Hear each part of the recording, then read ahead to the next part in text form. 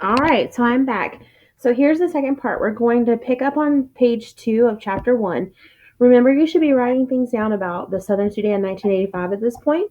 You're learning a lot of information about Salva, the main character of the 1985 plot. So make sure that you're recording those things. So I'm going to start back with that paragraph. Salva's father was a successful man. He owned many head of cattle and worked as their village's judge, an honored, respected position. Salva had 3 brothers and 2 sisters. As each boy reached the age of about 10 years, he was sent off to school. Salva's older brothers, Arik and Ring, had gone to school before him. Last year it had been Salva's turn. His 2 sisters, Akit and Agnath, did not go to school. Like the other girls in the village, they stayed home and learned from their mother how to keep house.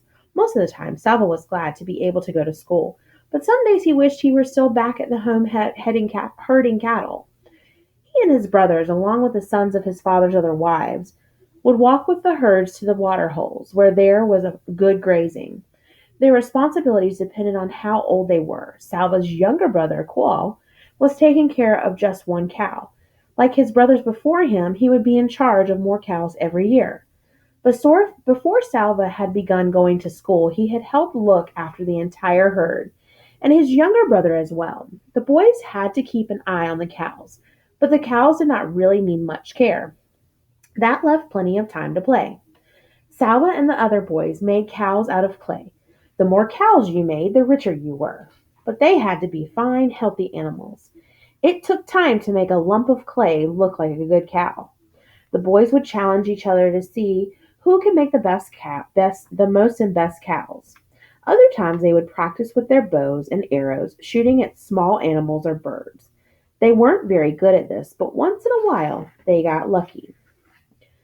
Those were the best days when one of them managed to kill a ground squirrel, or a rabbit, a guinea hen, or a grouse. The boys aimlessly play halted, and there was suddenly a lot of work to do. Some of them gathered wood to build a fire, others helped clean and dress the animal, then they roasted it on the fire.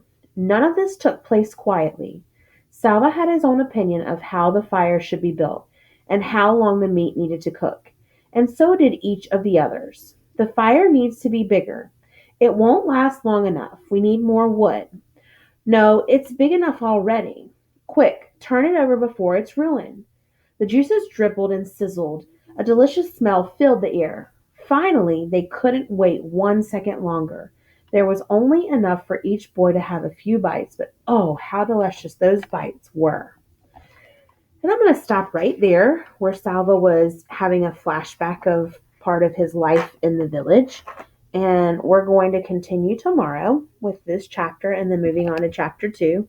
So I'm going to give you a few minutes, if Miss McNeil will give you a few minutes in class to write a couple more things and share with each other things that you wrote about Southern Sudan 1985, the story of Salva.